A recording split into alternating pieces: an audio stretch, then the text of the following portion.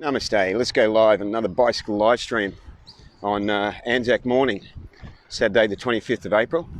Beautiful morning. It's 7:15 a.m. I can't tell you how many kilometres I've ridden because Strava is not cooperating at all. Some issue between it and Google Maps according to a notification on it, but that's a problem for another day. And because it's Anzac morning, I've ridden down the coast. I haven't ridden down the coast because it's Anzac morning. Let me change the structure of that sentence, or the sequencing. I've ridden down the coast, and because it's Anzac morning, there were people out on the beach and along the footpath, the bike path, and standing in their units and driveways, and a lot of people out on the foreshore observing the things that generations before us, the rights that generations before us have fought for. And it sort of does tie in a bit with this morning's live stream, because I'm talking about the intention of hope and what goes with it, which is I'm talking about the power of intention, and what goes with it, which is hope and faith, resilience and determination. And that ties into that spirit of fighting for something. So I think this morning is an appropriate morning to talk about that, and especially in relation to the events that have happened. Good morning, Matt. Thank you for watching. I'm pleased you're watching, and I hope you have a great day as well. So the need to fight for things is part of the human spirit. The need to stand up and be counted, to do what's right, to want justice for all life, basically. Justice for the animals, for ourselves, for the planet. And, you know, what I've gone through personally, what we're now going through in my family, ties in with this, because as you're probably aware, if you've been following my posts, on Monday afternoon, my dad was diagnosed with mesothelioma, and that, from that point onwards, pretty much changed everything. So I want to start this theme by talking about a gentleman called Paul Krauss. 23 years ago, in 1997, Paul was a 52-year-old who was told pretty much the same thing that my dad was told on Monday, that he had advanced mesothelioma, that there was nothing the doctors could do for him, chemotherapy would be of no use, and basically go home and get your affairs in order. So for Paul Krauss, that was 23 years ago. Paul's still alive, and him and his wife are going well, from what I've been told, or I've been told Paul's going well. I actually don't know how his wife's going. But when Paul and his wife walked out of that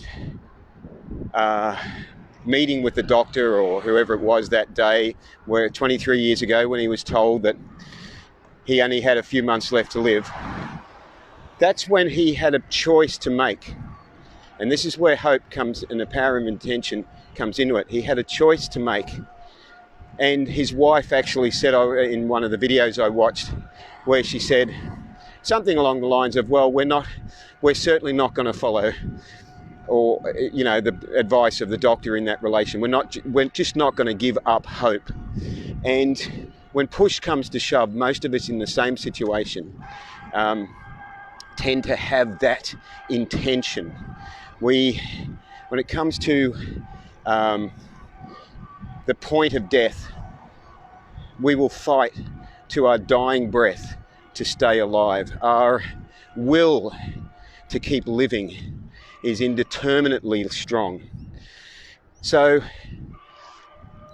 Paul and his wife, I'm trying to think of his wife's name, I think her name's Sue, they were determined to find ways to get on top of his mesothelioma. And so they immediately, I love the fact that Paul's wife immediately of changing nutrition and immediately started doing things like having 5 juices a day of carrot and celery, which is fantastic. They started doing meditation. They started doing morning. They started, they basically started living holistically. And in so doing, they were able to change the energy in their body. Matt says this is where we really need to use the law of attraction, and that's right. They were able to change the energy in Paul's body to something that was more positive, that was resonating at a higher level, that was more healthy compared to what he had been. It was a massive wake-up call.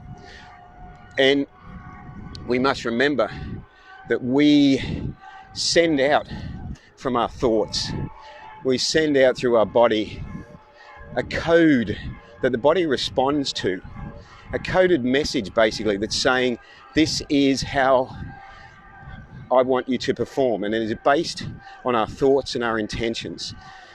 This is why placebos work. This is why it has been shown in numerous studies. There's a few times now I've come across this same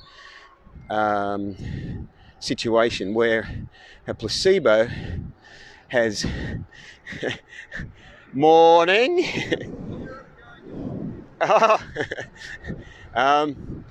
So placebos work because of the power of our intention. Now, another example of that to the negative is that when you have a long-term married couple and one of the partners dies, if the woman dies first, usually within 12 months, and often quite less, her husband will pass away. And it's quite common for the man in the relationship to just give up hope. And this is where, you know, in any good relationship, it's a good relationship because it's the woman that holds it together. She has the nurturing aspect. This is what works in a relationship. The male brings other components to it, but the woman brings the nurturing aspect. And in any beautifully connected relationship, the woman is the nurturer and the provider in that emotional sense. The husband might be the provider in a more practical, material sense, but in traditional roles, that's how it works. And once that's taken away from the husband, he loses hope. He doesn't know what to do. And it's very, very sad that this is quite common and is a reverse of the placebo effect, because the husband gives up hope and passes away relatively soon. They often say, well, not often, but they say, you know, that the other partner dies of a broken heart. So one passes away first and the other dies of a broken heart. And I've talked about this before. There is no such thing as a broken heart. It's important to understand that. The heart is perfect. It's not subject to being emotionally broken. But we are subject to feeling a disconnect from it and being so overwhelmed that we can't connect with its wisdom. And in a situation like that, we can fall into what is called the broken heart scenario. So back to the power of intention. So Paul Krauss is still alive 23 years later as the longest surviving mesothelioma, as the longest mesothelioma survivor in the world. You can look him up on Wikipedia. And interestingly, as part of his amazing determination and spirit, he was born in the concentration camps in Austria in, how many, 75 years ago, I think it is now.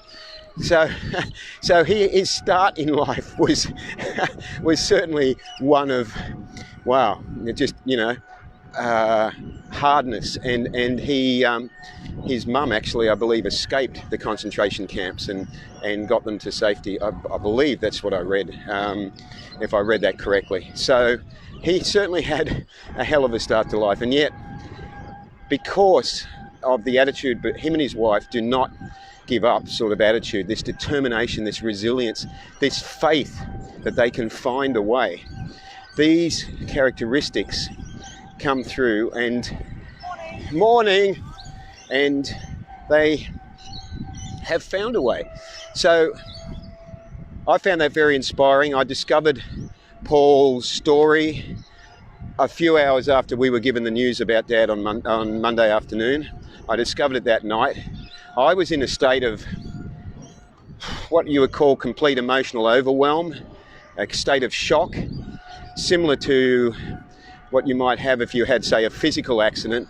And if you've ever been in a physical accident and you just end up in a state of shock because it's so unexpected, it can happen so quickly, that it's very hard for the mind to register clearly what is happening, what has just gone on.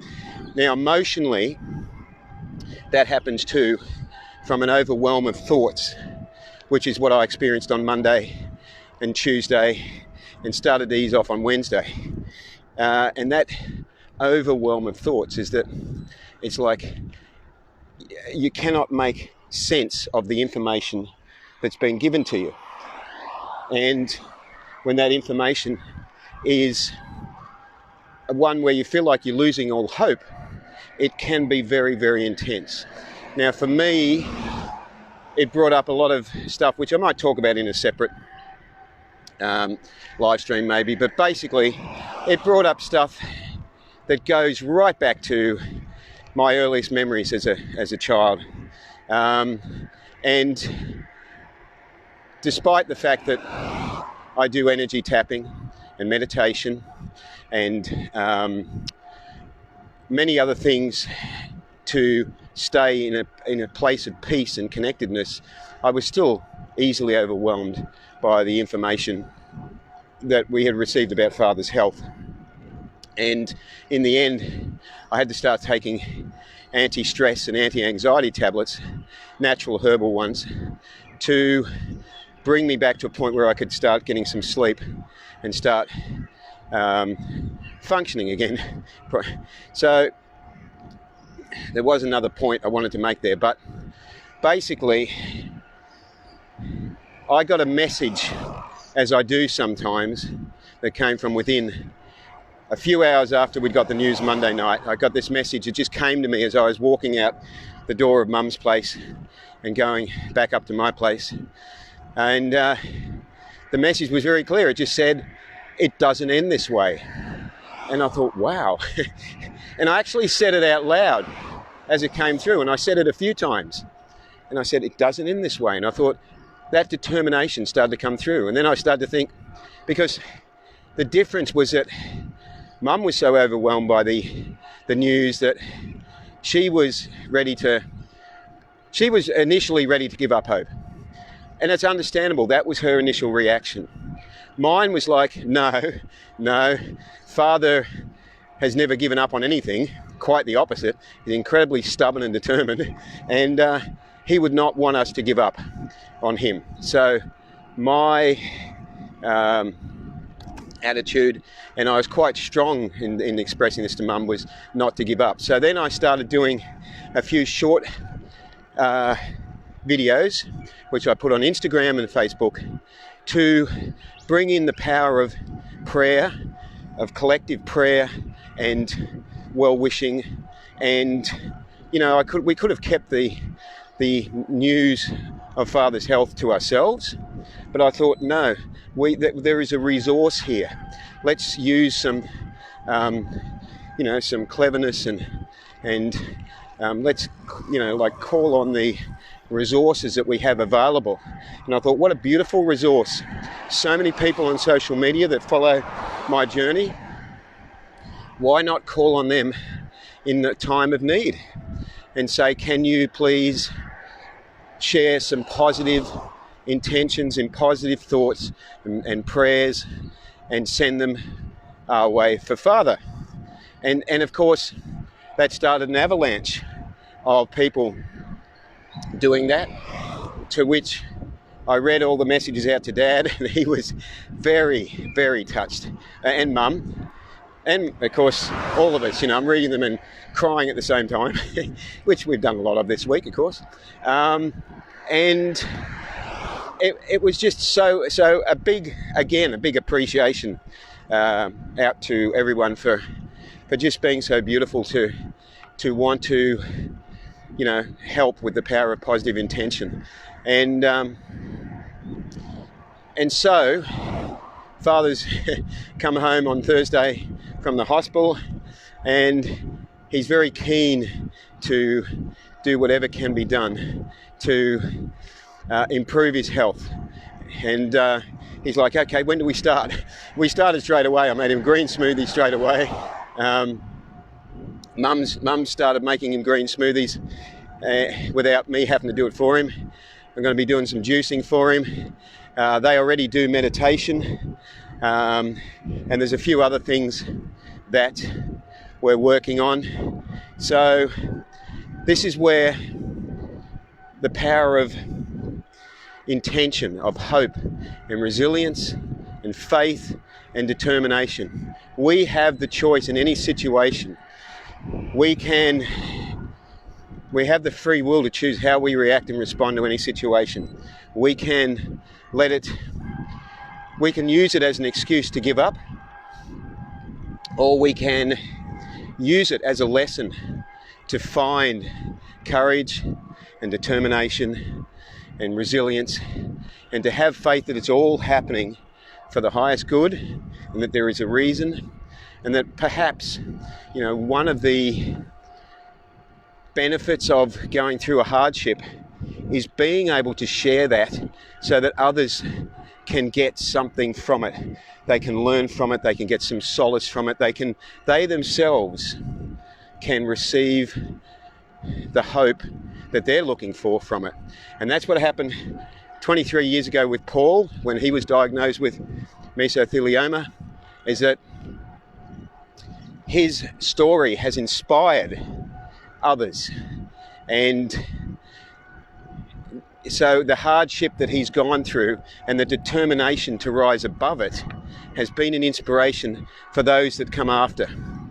And I guess in some small way that's a little bit correlated to my 40-year vegan journey. There's a similar sort of thing, that my journey has been an inspiration for some people to become vegan themselves, which is wonderful because they are fighting the good fight and benefiting the animals by doing that.